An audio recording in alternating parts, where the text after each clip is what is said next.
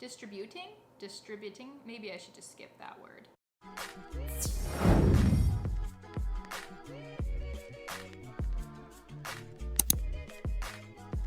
What's up? Welcome back to my channel, or if you're new here, hello, welcome. I'm Nicole. If you clicked on this video, you saw that the title is How to Be Productive When You're a Mess. And I named it that to be funny, but also because in my life there is a very common theme. I run 3 businesses currently, I parent 3 children, my days are often packed to the brim. I love having a big social life, I love just constantly having things to do, and a big thing that I've heard repeated to me often is, how do you get so much done in a day? Do you sleep?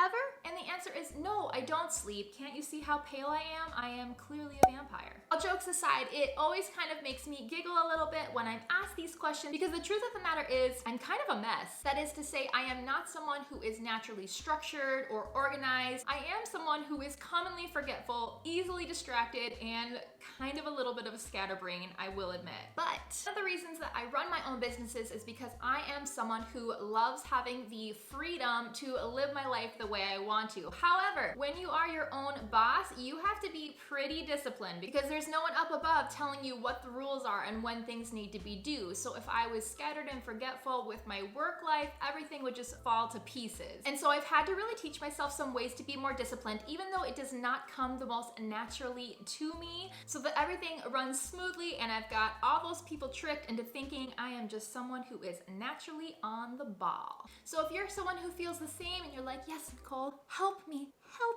I'm here for you, I got you, I'm ready to share all of the things that I personally do to help myself with you right now. Now, I'll confess that I am someone who is already a bit of a higher energy person. Maybe you've noticed, I don't know. But I do believe that the first best step to making sure that you are gonna have a productive and successful day is making sure that you have taken care of yourself inside. If there's ever a morning that I wake up and I'm just feeling not myself, maybe a little sluggish, a little extra tired than I think I should be, that's usually a key to myself that maybe my iron levels are low, maybe I didn't drink enough water, maybe I just need to get out and get a little bit of exercise to get my body moving and wake my brain up. Next up is surrounding myself with calendars and schedules everywhere. One of the biggest lies that I tell myself all the time is, I don't need to write that down. I'll remember it. Wrong. No. Avoid.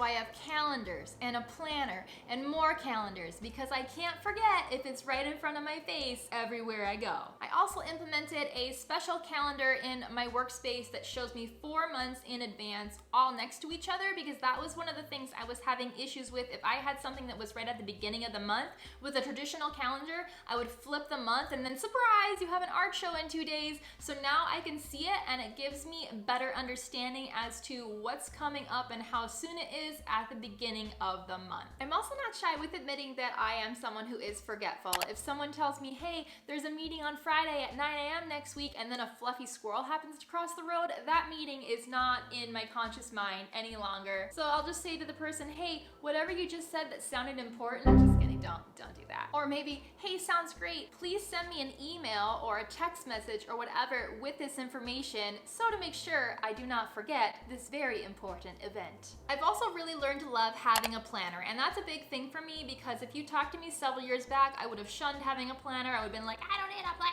But actually, having a planner is a wonderful way, again, another source of a calendar to remind you what's coming up. The act of physically writing down the tasks that you want to accomplish will help cement it in your brain. And for me especially, I find that when I complete some task and I'm starting to get distracted and wander around my house aimlessly, I can come back to the planner and be like, oh, nope, and get back on track and remember, these are the next tasks that I want to accomplish. And this is getting pretty hardcore about it. This won't be for everyone, but if you happen to run multiple businesses and have multiple children, maybe it'll help you having an idea of how long things take you to do so that you know how much you can accomplish in your day. And for me, the only real way to do that was to have a day where I went through my tasks and just kind of kept an eye on the clock to give myself an idea. But for me personally, personally, that's to keep me on track and to make sure I am setting manageable goals for my day. It is not to stress myself out when it's 11:59 and I haven't finished the first 5 tasks I've set yet, because you have to be flexible. Things are going to fall apart. That's just life. Maybe emails are taking you way longer than you planned. Maybe one of your kids gets sick. Maybe your daycare is closed for the day.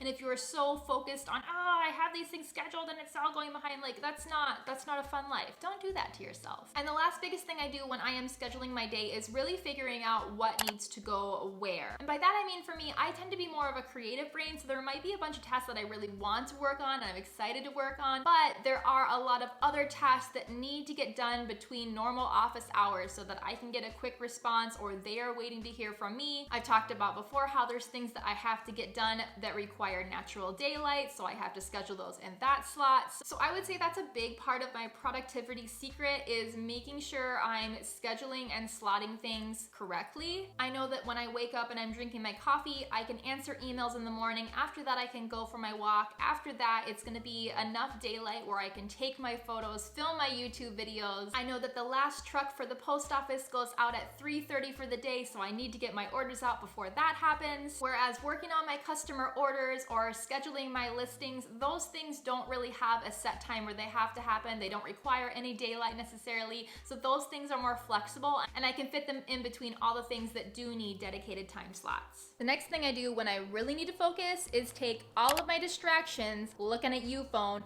and throw them as far away from me as possible. Just kidding, I need that. My notes are on that. Especially if you are someone like me who suffers from being easily distractible, this thing is dangerous to your productive workday. It's happened to me many a times. Now, in today's day and age, we use our phones for a lot. It can also be our key communication factor with our friends and family. So to help combat that for myself, I've made sure I've turned off all notifications that are completely unnecessary. I'm talking about those store discount emails. I don't need a notification every time someone likes one of my Instagram photos. This year I got myself a Fitbit watch to help me disconnect a little bit more from my phone. It still keeps me notified with any important text messages from my family. I also have an Amazon Alexa.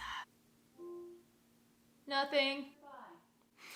Which, yes, can be a little bit creepy, but I found it really helps me when I need to set like an alarm or a reminder, anything that helps me basically from picking up my phone, seeing all the notifications, seeing all the apps welcoming me back, just open me.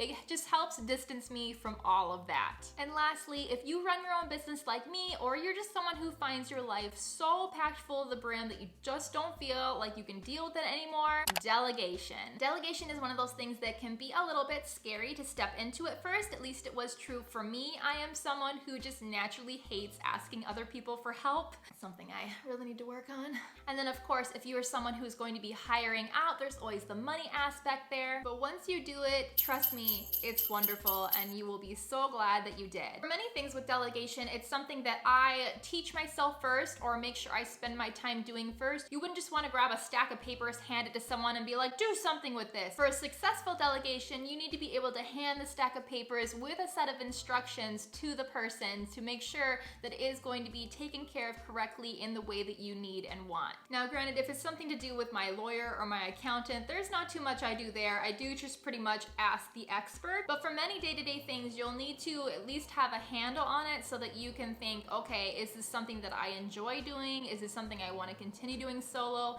Can I delegate this out? Can I get help with this? Is this something teachable that I can teach someone else? Because then when you are taking things off of your own plate and handing them out to other people that can help you with them, that's only going to help you be more productive, be able to accomplish more in your life, and my favorite, give yourself more personal freedom to live and do things that you want. All right, guys, that was all of my tips. I hope you enjoyed it. I hope you're ready to take your scattered, distracted, forgetful brain and really apply some tools to help you focus and stay on track. Let me know in the comments below if you have any questions or if you personally have a tool that you have implemented in your own life that helps you stay really productive. Share it with us below. I would love to hear from you. Make sure you give this video a thumbs up if you liked it. Don't forget to subscribe if you haven't already, and I will talk to you guys next time. Bye!